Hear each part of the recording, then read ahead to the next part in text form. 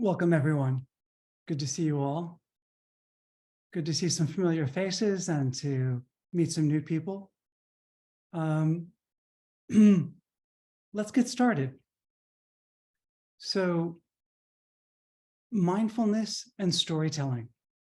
Well, I don't think I need to explain too much to this crowd about the merits of mindfulness. But why storytelling? And how does it support a practice of mindfulness? It's worth considering. You could say, I write to be known, I write to be loved. Maybe I write to maintain my sanity. I write because I'm afraid of being forgotten. I write because I'm angry. But one connection that comes to mind for me when I think of mindfulness and storytelling is a question that was asked of the composer, Aaron Copland. And when asked, what is the source of inspiration, he replied, I don't know. However, I am sure it is the antithesis of self-consciousness. So as a writer and a teacher of creative writing and mindfulness, my experience is that writing is an insight practice. I observe this not only when I write, but when I teach. Writing allows us to step outside of our stories. When we write truthfully about our lives, our shame, our fear, desire, and regret, we awaken our creativity. When we no longer deny or disown parts of ourselves, we feel free to write about the fullness of our experience. I love the line, and some of you may well be familiar with it, from Walt Whitman from his poem, Leaves of Grass. Do I contradict myself? Very well then, I contradict myself. I am large. I contain multitudes. When we unburden the hidden, shameful, messy material of our lives on the page, a giddy joy is unleashed. And we're going to play with this tonight. I'm not just going to talk. There's another line I love. This line was written in 165 BC by the Roman playwright Publius Terentius. And by the way, the title of the play that this is excerpted from is called The Self-Tormentor. Let me just admit someone else. And the line is, I am human. I consider nothing alien to me. Wow. So this is written, 2,100 years ago, right? So just as with mindfulness, curiosity is at the heart of storytelling. Another hallmark of mindfulness and storytelling is observation. And so what I find so helpful, I'm someone who was guilty for so much of my life, so much of my spiritual journey of what that Tibetan Rinpoche described as spiritual bypassing, here, right here. If I felt discomfort or grief or sadness, I'd reach for a practice, Tai Chi, mindfulness, chanting, So what I find so powerful with writing and the practice of self-inquiry is the importance of questioning our narratives, right? In the craft of writing, and many of you, I'm sure, are writers, we talk about reliable and unreliable narrators, right? And maybe and often I'll stress that, hey, you're writing a personal essay, you need a credible narrator, right? But I would also argue that everyone is an unreliable narrator. Everything is skewed through the angle of our perception. And we all know this, when you're in a funk, when you're in a joy, when you're feeling joyful and you walk down the same street, it looks differently. What you notice is certainly different. The psychologist James Hillman once wrote, our lives are determined less by our childhood than by the traumatic way we have learned to remember our childhoods. So, like mindfulness, writing presents an opportunity for investigation. Because as we all know, our thoughts can be little fucking dictators, just tormenting us, So one step is when I teach memoir, I stress to students the importance of seeing yourself as a character. This really helps us to step away, to get some remove, and to feel less identified, and even to gain perspective on our stories. It's much like for many of you who are deep meditators, there's that sense sometimes of hovering outside of yourself, not so gripped by the almighty me that I so vigorously defend, any slight, So writing, like mindfulness, is a way to deconstruct our experience. By the way, if we haven't met, my name is Gali Kronenberg. Gali is a Hebrew name. I'm a former journalist, and I now work as a ghostwriter primarily and as a book coach, supporting individuals who are themselves writers. But I also teach creative writing and mindfulness. I guess it's not a but, it's an and I teach creative writing and mindfulness. So let's consider this evening, I call it sort of a tasting menu. We'll get to nibble on the question of why storytelling is essential for memoir, journalism, nonfiction. And we'll also get to play a little bit with our narratives. And we'll do that right now. So I'm going to break you all, if I can figure this out. And I think I'm getting a little more Zoom savvy as I go. We're going to go into breakout rooms for, I guess, and we'll have 2 minutes each. I'll pair you up with one other person. And you'll have 1 minute per question. There's 2 questions. And then you'll have 1 minute when you're done to share together, how that exercise was for you. And the 2 questions, and I'll put this in the chat, are: 1, I tell myself or others the story that I ... I tell myself or others the story that I... And question 2, what would my life be like if I stopped believing my stories? What would my life be like if I stopped believing my stories? So give me a moment. Let me drop those in the chat.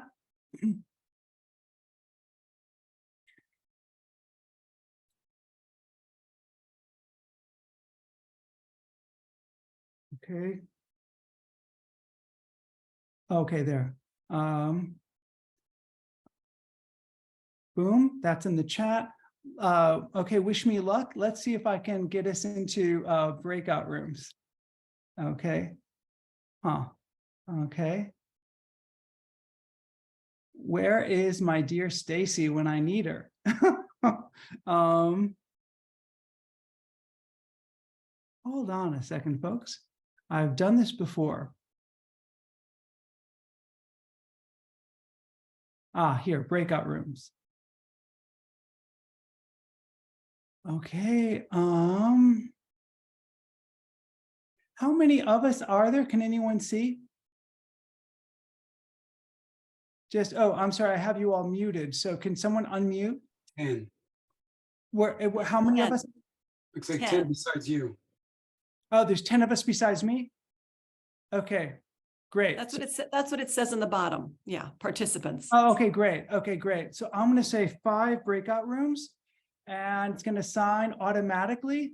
And I guess I'll just end it, but I'll time it, and I'll say something when we've hit the what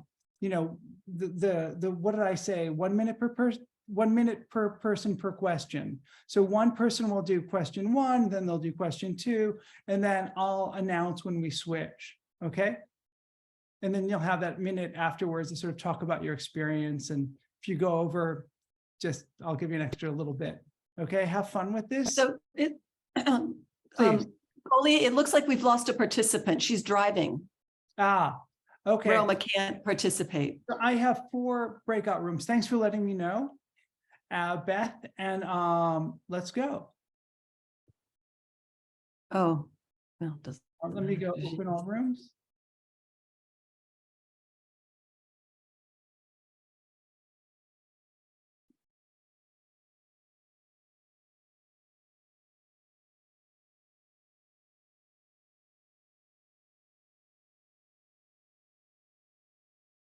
Is everyone in a room? Is everyone good?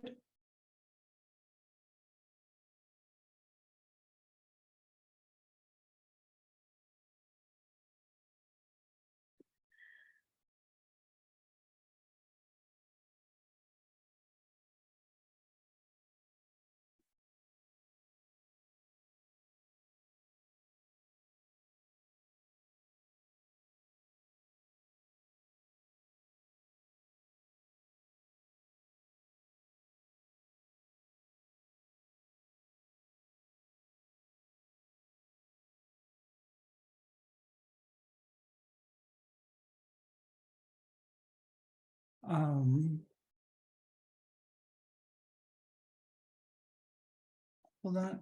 By the way, Roma and Jing, I'm going to try and put you in a room. I'm not quite sure why you two weren't automatically assigned.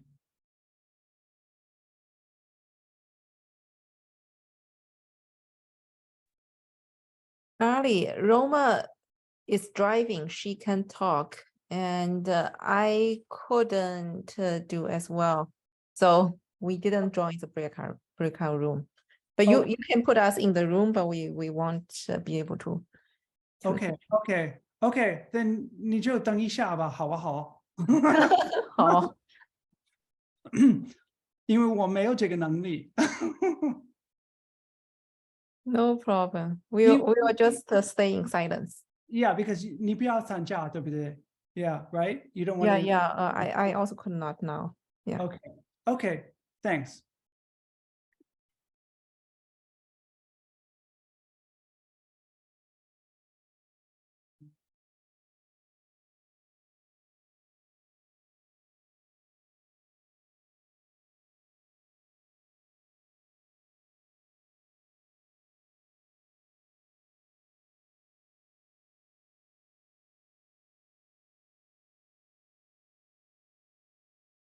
If you can hear me, change partners.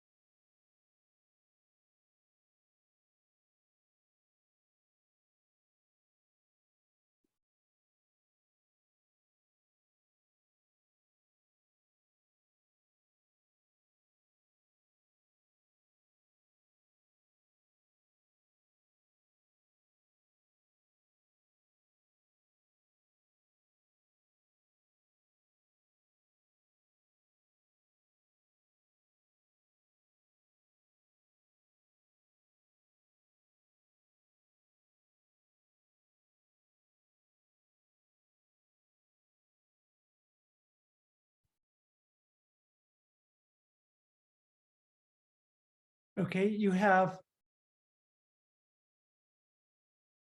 if you can hear me, you have 1 minute to share. And welcome to those just joining us. We're just finishing up a breakout session. So we'll be with you in a minute.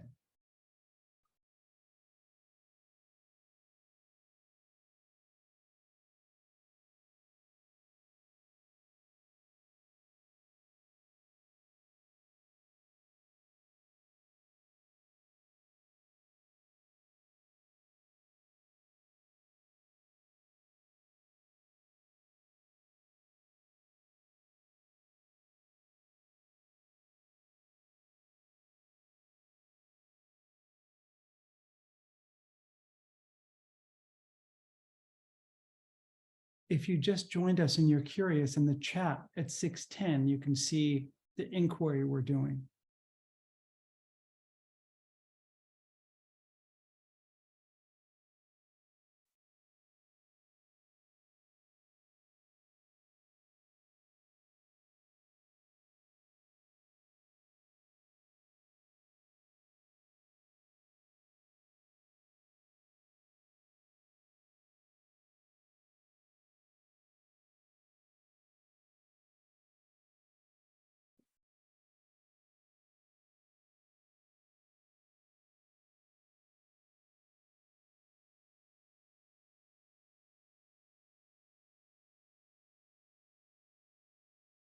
The breakout rooms will end in about 45 seconds.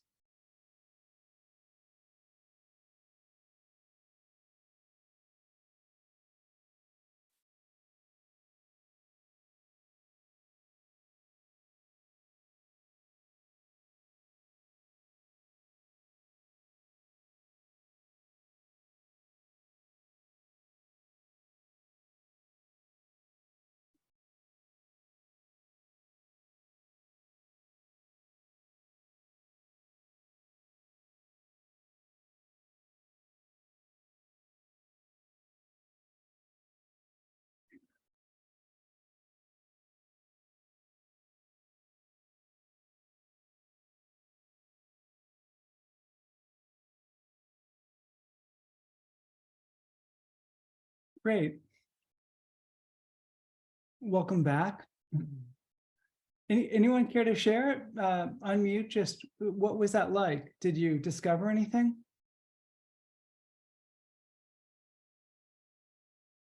Please.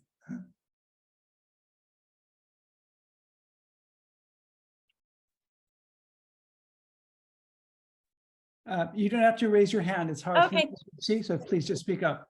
Is it Ressa? Risa, Ressa, hi. hi there. Thank you for these questions. I found them quite difficult because I wanted a category, like a personal category, a social category, or I mean, it was just like it was really broad. So I couldn't decide which category, which category and which stories in each category to talk about.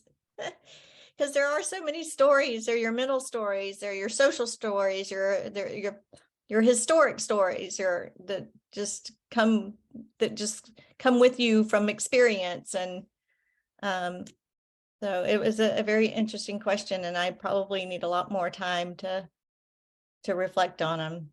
But that's what I came away with. It's all the different categories by which you could put which stories exist. Well, I mean, that sounds like a deep insight, you know, that in the end, really, our whole life is one long story, right? You know, we'll talk more about that. Yeah, thank you. Is anyone else who'd like to share? Just please jump in.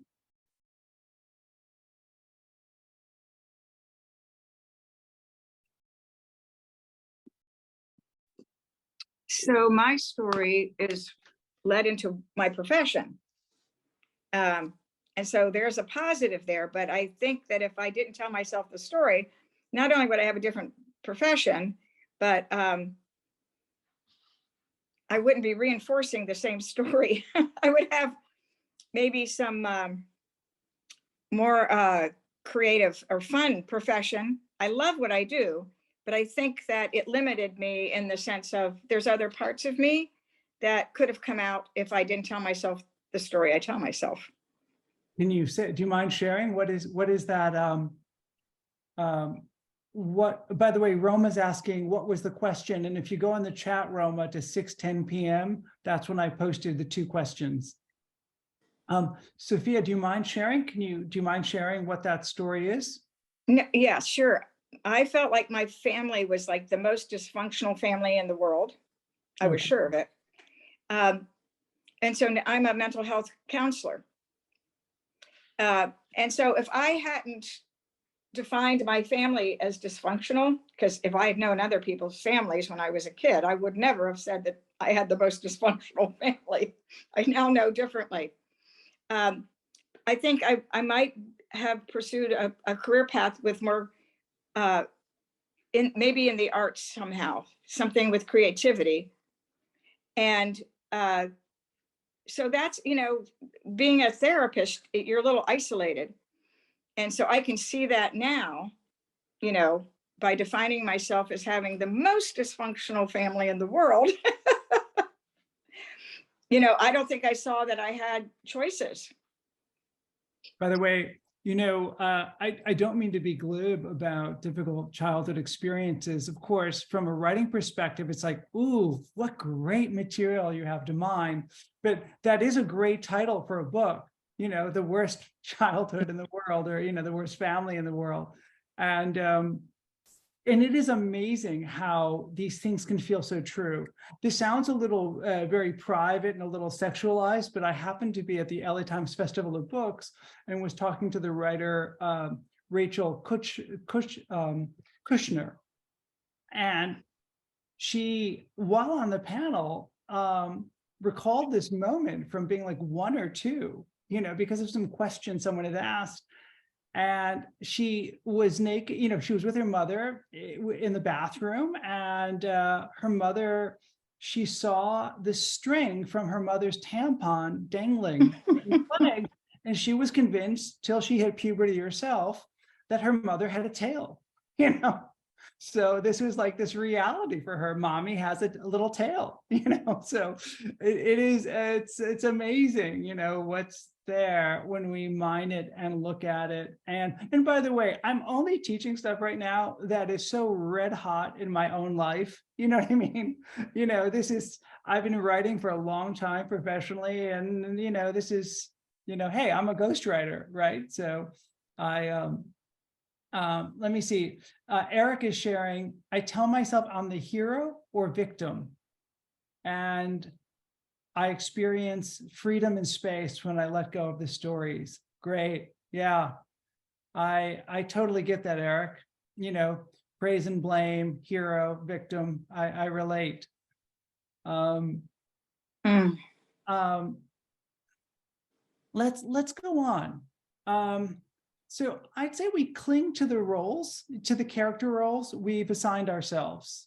Excuse me, I'm just going to adjust my screen a little bit. I'm having trouble seeing my notes. So we cling to the character roles we've assigned ourselves. And this is another little thing I play with myself. Sometimes when I go out on a date, or I'm at a party, or driving somewhere, I play this little game inside my head.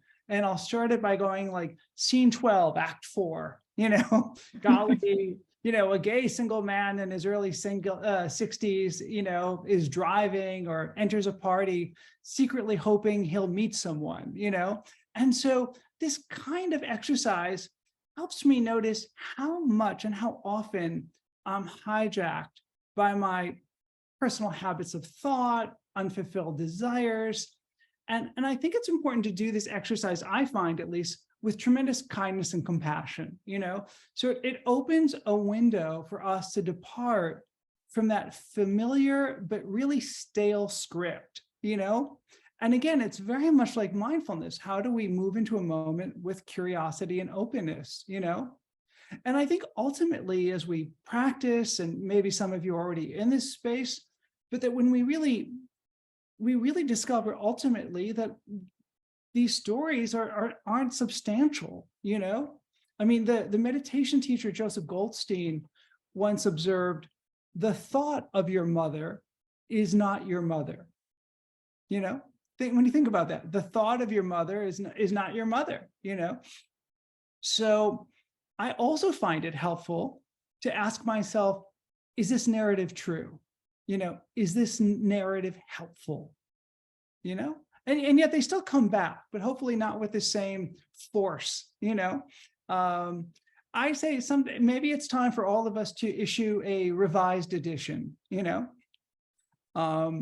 So obviously we know about how the mind filters and how our observations are skewed, and we can be completely unaware of it. It is amazing how we all walk around with this deep conviction that our perspective is really dead on, Everyone else is so deluded often, but, we really see through, the situation, Hey, I was a columnist at the LA Times, I saw what was going on, I mean, so writing helps us to really see that subjectivity and really to be honest, to borrow a Buddhist term, about our aversions and desires. In a way, writing is the extended play version of the mindfulness practice of labeling, So, and I'll just say a few more things. We're going to do another exercise, but it's such a weird trick of the human psyche that even in our advanced year of 2023, we can feel that our shame or our struggle or our childhood or our depression, our being flat ass broke or our loneliness, or our failure is somehow unique to us. You know what I mean? It's just, this trick of consciousness. So, look at the very mindfulness that we all study and practice, as we all know, is this 2,600-year-old Buddhist tradition from the 6th century. And what did it do? It addressed the very human foibles of that time period, the ones we very much face today. I think of these great playwrights, like if you read any play by, if you've seen a play by, say, Aeschylus from the 5th century BC, and you have this great war hero, Agamemnon, he's returned from, Troy victorious. And what happens? He's humiliated and much worse by his wife, So this is the human condition. And far too often, it's like when we talk in mindfulness about the two arrows, the situation itself, and then the second arrow, the first arrow might be, I'm having some asthma right now, and that's uncomfortable. But the second arrow is, oh my God, why am I having asthma? I'm about to teach, and this, why does this happen to me? So that's the second arrow, that narrative. So, but even what makes it worse, I would almost say the third arrow is then keeping these sad stories hidden to ourselves, inside of ourselves, sometimes for a lifetime, So I suspect most of you read this line in high school, or at least you were assigned to read it, from Nathaniel Hawthorne's Scarlet Letter. And the line is, no man for any considerable period can wear one face to himself and another to the multitude without finally getting bewildered as to which may be the true. And so we're going to play right now in a short exercise. And I think Eric, who's been in my writing workshop, is familiar with this one, but we're going to do something called 6-word memoir. And some of you else might be familiar with it. So in a sense, we're boiling down our life in this short little game, to 6 words. Supposedly, Hemingway was once challenged to write an impossibly short 6-word narrative. And his response was, his wasn't about his life, but his response was the story, for sale, baby shoes, never worn. For sale, baby shoes, never worn. I'll put these in the chat. But let me read like 4 or 5 examples of 6-word memoirs that are about people's actual lives. And again, obviously it's not A to Z. It's just a snippet, a truth from a life. I Still Make Coffee for Two by Zach Nelson. Much Married, Fourth Time is Charm, Erica Jong. Found on Craigslist, Table, Apartment, Fiance, Becky Lee. Bad Breaks Discovered at High Speed, Johann Baumeister. And then the last one, Ex-Wife and Contractor Now Have House, Drew Peck. So let's take maybe like, I don't know, 7 minutes and just play. You don't have to share these. Again, this is the great thing about these short exercises is it's not like you're sharing the opus you spent 5 years crafting. Just take, I'll put on a timer and just start playing with that 6-word memoir.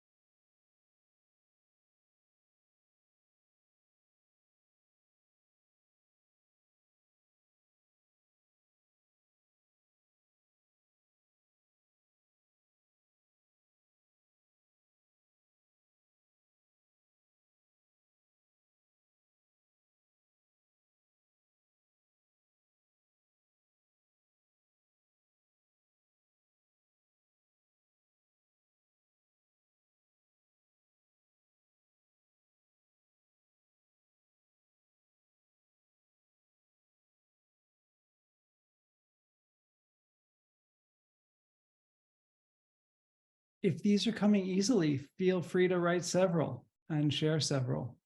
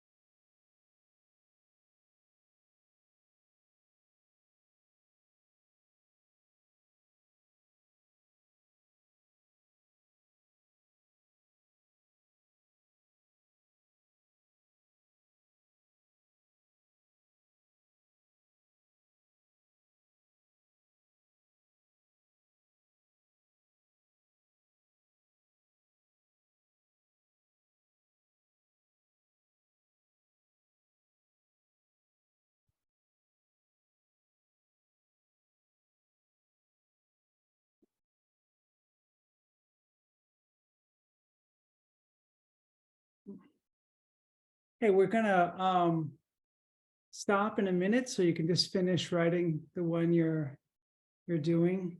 We have a little mascot for today's workshop. Okay. Hold on, baby. Hey, a lot of you put some really great ones in the chat.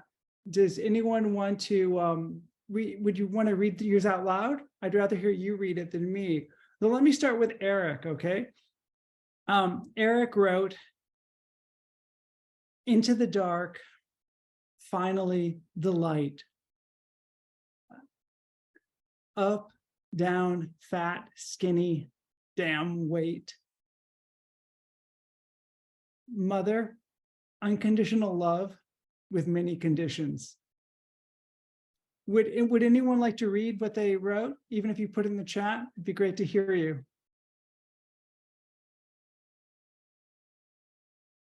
And no problem, Rumiko, if you have to go to work, glad you could join us for a little while.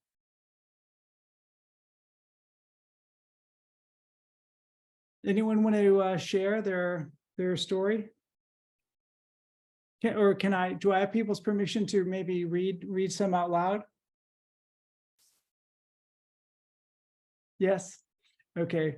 Let me find Vicky. I saw a thumbs up. Worked hard, broke down, finding self. Empty nester, next phase unknown, journey. These are really moving, you know. Vicky, Eric, they cut close.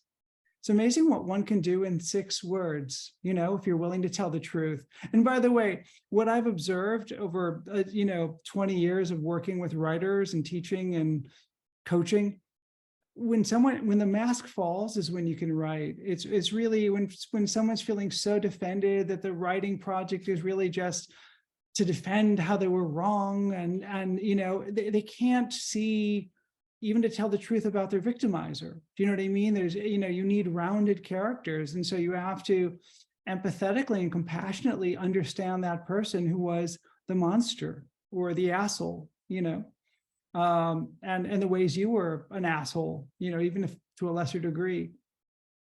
Can Jeff, is it okay if I read yours? Okay. Lost and found, heartfelt sorrow. Wow. These are like haiku, really strong. Clyde, is it okay if I read yours? Sunday driving, even during the week. Fun. Roma, can I read yours? Since I can't see you, maybe I'm going to go ahead. Since you put in the chat, I figure you're sharing it. Tired of being strong, be still. Wow. I love these. Jingjing wrote, practitioner, old soul, teacher, living being, joy. Okay. I love a rule breaker. You gave yourself a few more words, but it works. It tells the truth. There's nothing written in stone about 6 words. Okay, I'm gonna read Clyde. I now can speak fluent kitten. That's great. I'm learning his language for sure, you know. Excuse me if you told me how to say your name, and I want to say Reza. Yeah. Cross tracks made looking back pleasant. Struck by love in bare feet. Sweet. You know, what you're all doing is something that's really key to good writing, which is zooming in and seeing a detail. You know what I mean? And I'm going to set down my little boo-boo here, and I'm going to shuffle the screen and we'll continue. He just wanted attention. Okay, say goodbye. Okay. Okay, give me 1 second.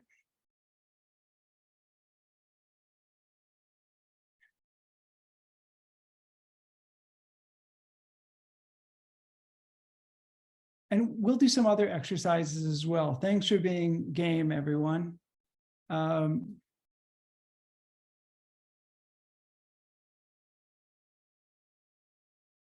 Okay. So my other point about storytelling and mindfulness is that when our stories crack open, we become less defended, less guarded of our precious personality, you know, and ultimately we really cultivate the courage to reveal our authentic self to others, you know. Just as with equanimity practice, we see that all of our shame, our fuck-ups, our regret, our envy and lust are fully a part of what make us human, you know. And also as writers, you know, and I think I was saying this to Sophia, when you open the door to your secrets, you discover this hidden treasure trove of valuable information, of valuable copy, you know. You know, but beyond honing our craft to become better writers, what can writing teach us? And I would say that art and writing require immense vulnerability. You know, while writing on a professional level may require developing, you know, honing one's craft, just like a carpenter or a pianist, I'm not of this mindset that there's something special and precious about being a writer. You know, I think it's hours of work, just like to be a master electrician or what have you, right? So all of us possess the capacity to be creative and the need to know ourselves and to express ourselves. You know, in the 5th century, at the entrance to the temple to Apollo at Delphi, you know, there were words carved in stone, and those words were "Know thyself." So mindfulness and writing are both doorways to do just that. But what holds so many of us back? You know, there was a book I read that maybe some of you read that came out quite a number of years ago, maybe 15, 20 years ago, I don't remember, by a former NPR reporter named Eric Weiner. And the book was called The Geography of Bliss. And let me read a paragraph that I saved. And so what, but I should just give you this setup.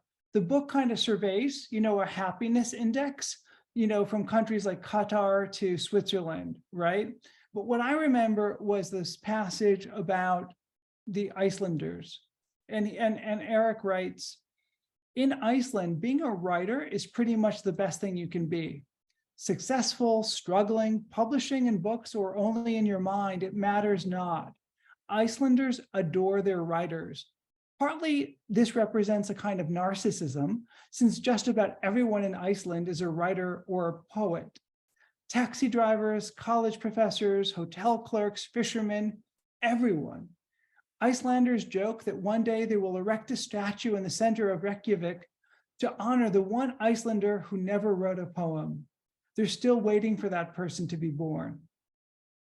And so what I also remember about this profile of Iceland, and this was before the 2008 financial crisis when they had quite a wallop as a society. But what I remember is that so many Icelanders in his survey or in his interviews revealed that they were in a garage band, that they wrote poetry, that they painted. But unlike in the States, when Icelanders met each other, the question wasn't, well, have you been published? Has your band performed anywhere? You know, have you sold or made any money or exhibited your paintings? It was just this understanding, this is fundamental to human nature, right? This is just, the metric was not quote unquote outer success. I mean, sure, if you want to be the next Bjork or Hemingway, you know, go for it. But it's understood that creative expression is for everyone. And by the way, I will make a quick aside here to the creative writing workshops that I teach, which are really a mixture of focusing on craft and storytelling and exercises that we've done tonight of self-inquiry. But really, because I feel like as we develop our craft, we really honor our stories. They're much more nuanced, you know, and there's something deeply gratifying, you know, when we develop the skill set to do scene and dialogue and character description so that you really let people see, you know, are fully visible on the page. You know, and then you don't need to preach. The reader completes the text. The reader can infer from your writing, you know, and come to their own understanding. So we have a lot of fun. We do writing exercises. We look at pictures. I have tons of arresting photographs, and sometimes we choose between one of, say, 5 prompts. I might say, you know, 1, somewhere in your writing in the next 10 minutes, insert the words, "The little dog kept barking." I might say choice 2, write about bad advice, you know, or choice 3, you know, write about a detour, you know. So it's just ways for us to find material. Sometimes people are just incredibly surprised by what comes out. And I really notice that a giddy joy, a real energy is released by what comes out. And sometimes you go back and you decide, hey, this is something I want to polish and work on, you know. So anyway, you're all invited. I think I'll put, in fact, I'll do it right now before I forget, but, and you have it in the email you received about this, the link to the flyer, the brochure about the writing workshop. So I'll do that later so I don't break momentum here. And if you have any questions about it, feel free to reach out. I think it starts May 15 and it runs for 8 sessions. There's a sliding scale, and we don't meet during any of the holidays. So to be clear, good writing isn't simply an exercise in exposing dark secrets, right? This isn't Jerry Springer, those daytime TV shows, people vomit out their traumas, and there's really no edification. There's nothing illuminating about that. In fact, oftentimes, especially people who write personal essays, or if you're writing a blog as someone who's promoting your mindfulness classes or a newsletter, really, it's often that you're revealing your habits of thought, how the world comes at you, your irritations, jubilations, aches and pains, So it's sort of like there's these amazing lines that, that people write that just tell an emotional truth. Like I remember reading some 20, 30 years ago, the line from Anne Lamott, "I've been reading about meditation for 25 years with great interest," It's just, it's like one of my students wrote, "I ain't much, but I'm all I think about," And I had an elderly woman, I mean, she must have been in her about 82. She was in the writing workshop and she wrote, "I only started telling the truth at 70, So these are just things of human nature, right? And it's really fun. And they resonate when we tell. This is the irony of a great writing. The more specific we are and the more nuanced we are in telling the truth of our story, of our characters, the more universal it becomes. Euphemisms and generalities are typically the death of good writing, So, and of course, writing like painting, it really allows us to play with perspective, from what distance are we seeing a story? In fact, we'll do exercises like that in the workshop of really playing with telling a story from a different character's perspective. Can you imagine writing a moment of your life from, not your eyes, but maybe the eyes of that asshole at school, or that your obnoxious younger sister or whomever, right? It's really a great exercise because ultimately, just like with mindfulness, we have to deepen our sense of compassion, at least understanding of these other points of view. We will talk about we talk about craft, and this is something I mentioned in the prior UCLA talk I gave.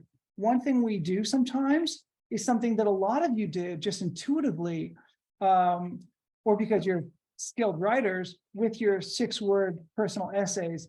And that is to zoom in and see a detail, to not just say the man, the woman, but, mannerisms, a lot of things, really reveal character. And here's an example that I've used in the writing workshop of just the power of concrete, specific details. And this is from a classic story by the writer Tim O'Brien, I'll read 2 paragraphs. It's from a story called "The Things They Carried." Until he was shot, Ted Lavender carried 6 or 7 ounces of premium dope, which for him was a necessity. Mitchell Sanders, the RTO, carried condoms. Norman Balker carried a diary. Pat Kiley carried comic books. Kiowa, a devout Baptist, carried an illustrated New Testament that had been presented to him by his father, who taught Sunday school in Oklahoma City, Oklahoma. Then jumping ahead, he writes, when Ted Lavender was shot, they used his poncho to wrap him up, then to carry him across the paddy, then to lift him into the chopper that took him away. It's funny, I get choked up reading that. I've read it so many times. But it's, Stephen King, it's not a genre I read, but Stephen King, like a lot of, skilled writers, has written books on writing. And one thing he talks about is it's not just observing, but then it's having the courage to tell the truth about what you see, So this thing of paying attention is just so critical. noticing, and again, very much like mindfulness. Here's just a sentence from an article that ran in the New York Times some years ago.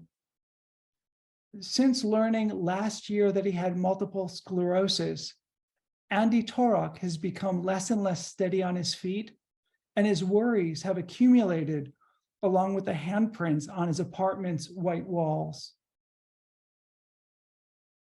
So it's finding fresh way to say things. I remember being a cub reporter, and I was covering the South Bronx during the crack epidemic, and I had to write about a mass murder. At the time, it was the biggest mass murder in US history. And here I was, in my 20s, and I couldn't think of what to say. I had to do a second follow-up article, do a column about my experience covering this mass murder.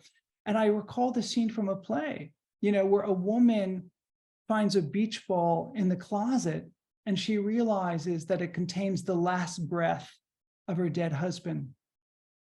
So this is really what we're trying to do. We're trying to find fresh ways to speak about, the events of human existence. So, and so that's the thing about craft. But the other thing I find when we practice mindfulness and we write stories, and I love teaching writing to a group of mindfulness teachers, is that we just start to discover that our personal stories have holes in them.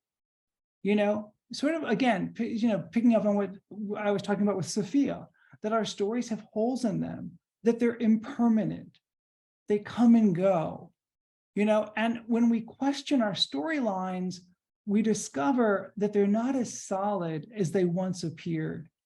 I mean, writing, is a pathway to spiritual awakening, certainly to insight. We step back and we witness the coming and going, hopefully without judgment, Anyway, I also think that writing is a statement. That there's another consciousness out there that can know us, understand us, and perhaps forgive us. The Turkish writer Orhan Pamuk said in his Nobel acceptance speech that we tell our stories as if they were other people's stories, and tell other people's stories as if they were our own. Anais Nin, the great memoirist, wrote, "And the day came when the risk to remain tight in a bud was more painful than the risk it took to blossom. And the day came when the risk to remain tight in a bud was more painful than the risk it took to blossom." Storytelling is as old as our species. My TMF mentor was a Turtle Mountain Chippewa woman named Renda Dion, who some of you may know. And she told us that for American Indians, stories are medicine. And we're going to try that right now. I'm going to put an exercise in the chat that this is something that I made like a template on my computer, and you're welcome to keep it. Let me drag it into the chat and I'll explain what it is. Let me make sure this goes to everyone, okay? It's everyone in meeting, okay. Okay. Okay. I call this observing things I love. And it has a lot of boxes. And I don't know if you can open it, and if not, I'll explain so everyone can participate. Essentially, it's just 1, 2, 3, 4. It's like 20 boxes. And so, Eric, if you don't see that, you can do this as a list.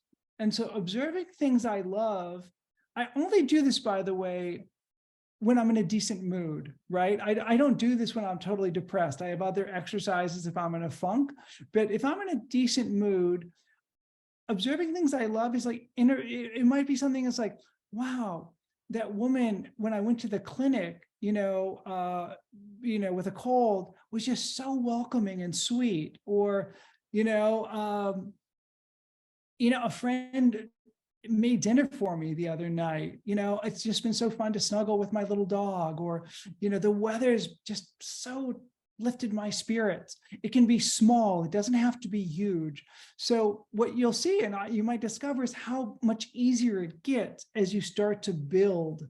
So writing isn't just about, mapping our neuroses. It's also guiding our consciousness to an uplifting state. And I think it's escapist if we only do the latter, but I think it's really integrated if we do both. So I'll be quiet and give you some minutes to try that. So take 5 minutes and play with a list of things that you loved in your day or in your week.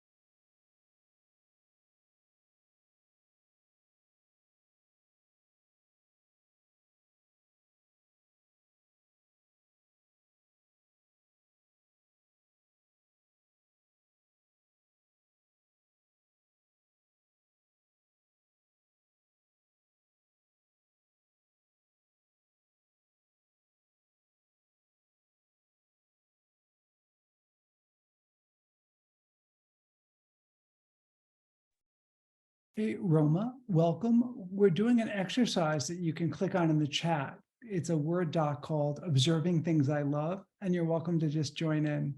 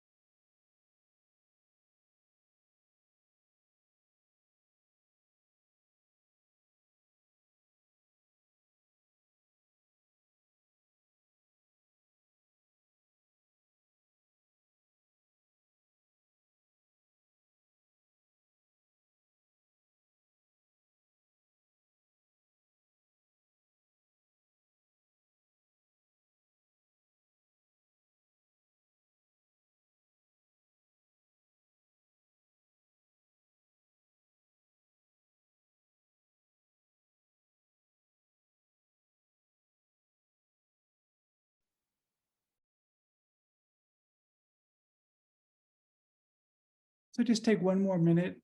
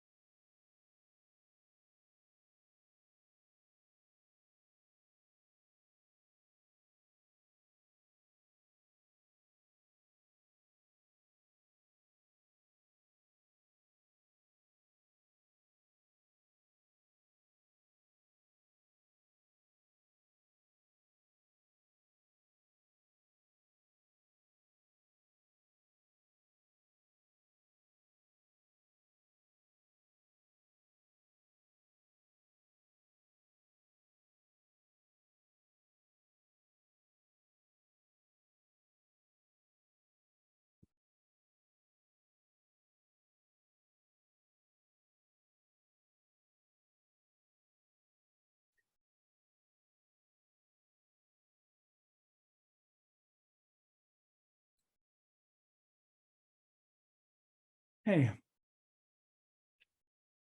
Okay. I'm curious, does anyone want to say aloud what that was like or share anything they wrote down? And Roma, those could be as short as you wanted. They could be a fragment. When you fill it out, it could be just any little small moment. It doesn't have to be fully formed. It was just filling in the little boxes. You'll hear as people share. Would anyone like to share any of their examples? Or say what that was like, Beth? Please. I was struck by how I kind of went from something that connected me to mankind versus something that was more like selfish. So for example, one was a car letting me go ahead of him, merging in traffic on the 101. Like it was this moment of, it just was this really love moment in the car of appreciating this person for being, you know, a kind person. And I was touched by it. Like it really registered as I was driving on the freeway. And then like you, I have a dog. So when she'll be underfoot and she doesn't move, and it's as if she knows or trusts that I'm not going to step on her. Like I feel like I just like it. And I feel like a good person. Like this is the selfish one. The other one was this gratitude for the world kind of thing. But like I've been a good dog owner that she recognized she's safe. Like if that makes sense. So those are just a couple of kind of the two extremes. I found myself kind of ping-ponging, not realizing there were all these different directions, like I know that, but not consciously, you know, realizing it until I started writing them down. Thank you. No, thanks for sharing. And I invite you all, if you want to save that as a template, you know, I just do a save as, so I have a fresh one whenever I want to do the exercise. But you really hit on something that I was going to say next, Beth, which is that I think in doing these exercises, we become quite sensitive to goodness, you know, that there's this heartbreaking world. And yet when we do get met with that kind of sweetness or beauty, it's just so profoundly moving. Anyone else want to share? I'd like to share again.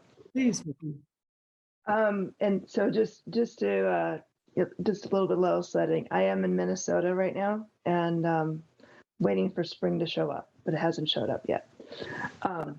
So there were two that I wanted to share because it was very relevant. In the midst of my fingers freezing while filling the bird feeders, I loved seeing the daffodils blooming their bright, vibrant yellow on Earth Day.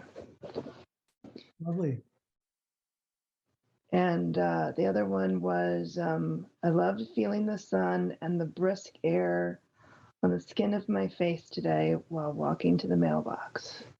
So it's kind of these it was interesting to have these almost dichotomies. You know, that was the thing I was noticing in most of what I wrote was kind of a, warm, cold, or good, bad, those types of things but it balanced to a point where then it's still something that I loved. Yeah, I think what you're doing is really, this is how we, as mindfulness teachers, it is whether we practice that professionally or just in our lives, this is the challenge, is how do we walk through the world, which is not 100% to our liking or desires. It's never going to behave in that way.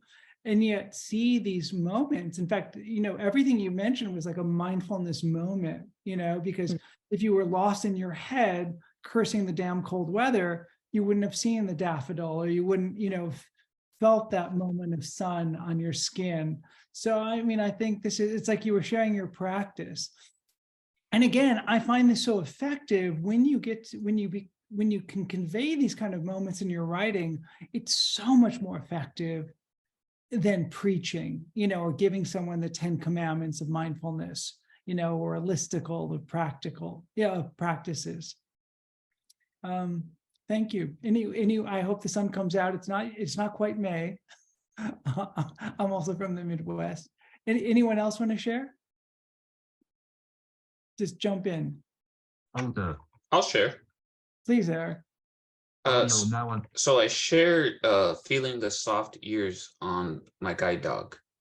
And I was just going to say the guide dog at first, but I'm like, well, let me get a little bit more specific and what particular area of the guide dog do I really like to caress? But I thought, like, you can get really specific or you can get more general. I just noticed the back and forth with that. Well, bingo. In terms of, Eric's in the writing workshop, so I see his writing evolve. And that's exactly it. When you said that image of caressing the ears, that gave me like a little shiver, like, ooh, because it's just something, caressing my dog just feels, as much as I'm like insane about dogs, it's just a generic statement. But when you talk about the ears, then it's your dog.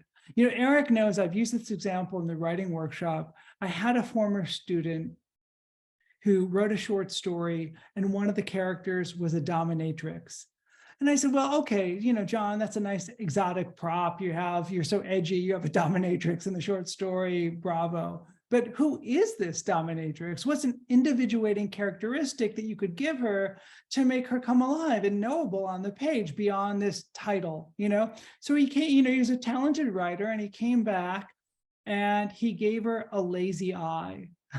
And from that one detail, he got the whole story. The tricks called you the Cyclops. You got her psychology of, So it just shows you the power of what John and Eric, just did. So, anyone else, or did you want to, before we move on, please speak up. Okay. I hope that made the exercise clear, Roma. So,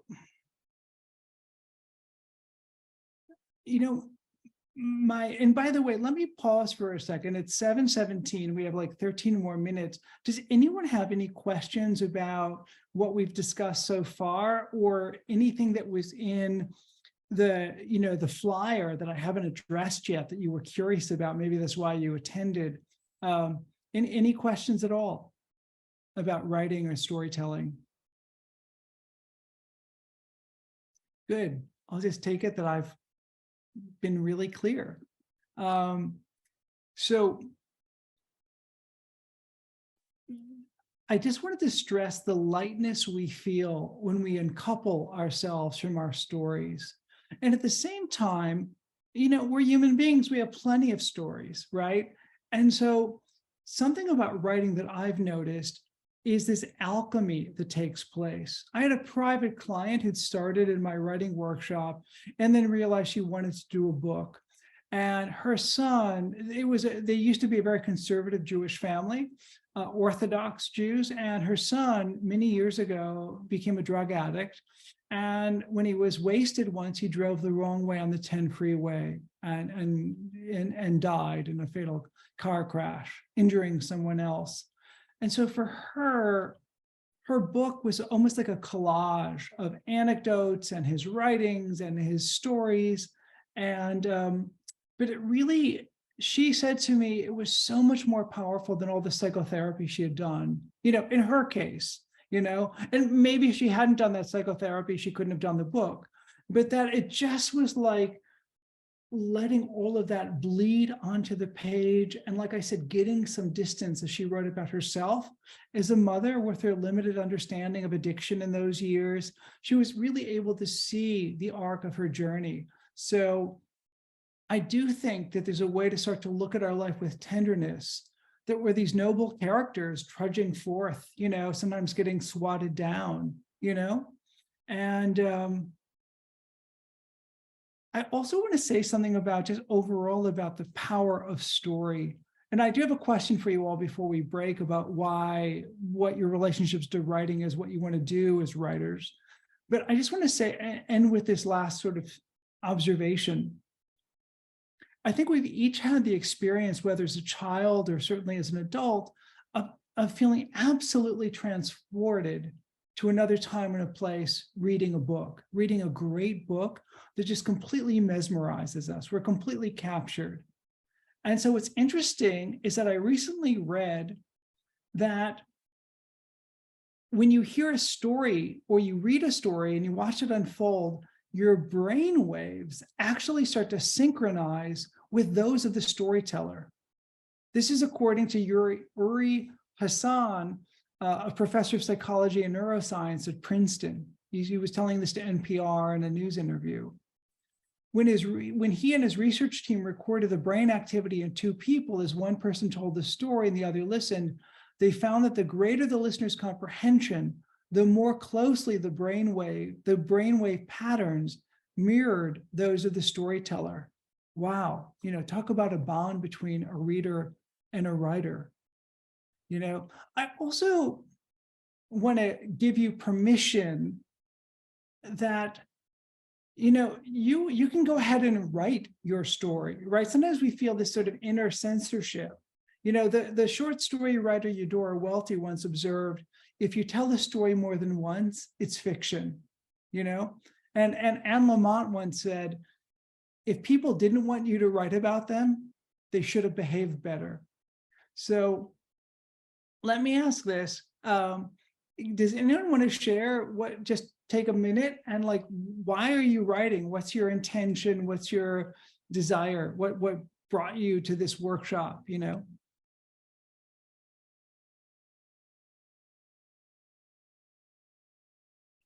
Is there a formal goal as such for you with your writing? Please, Beth. So I am not a writer. I want to write. I want to write better. When I saw this opportunity, I thought, I'm just dip my toe in and just see, what's happening here. In the TMF program, when we all had to do these vision boards, it was striking to me. It never occurred to me that people in my group were doing all these pictures and I'm a super visual person, but they were doing all this visual stuff, and every part of my vision board were words. Everything was words, and so it's in there. I just I let that observing ego talk me out of it, or create barriers, as I was sharing with Eric a little bit. So anyway, that's all. I'm just here to start mulling it over in a more direct or ownership way, maybe ownership way. Thank you. Thanks for sharing. And by the way, that's one thing about the writing workshop is it's really a no judgment zone. And I think Eric can attest, it really becomes this incredibly intimate bond because you reveal yourself so intimately. So often our conversations, unless it's with a closest friend, just so stays on the surface, and I think that, I, as someone who's carried a lot of my own shame or self-hatred or my own sense of, I guess I rival Sophia with the worst, family, or at least the most neglectful. There's those real feelings of abandonment, but in these writing workshops, it's just such a brotherhood or sisterhood of our shared humanity, and so I I think it's something to play with, whether it's this particular writing workshop or another.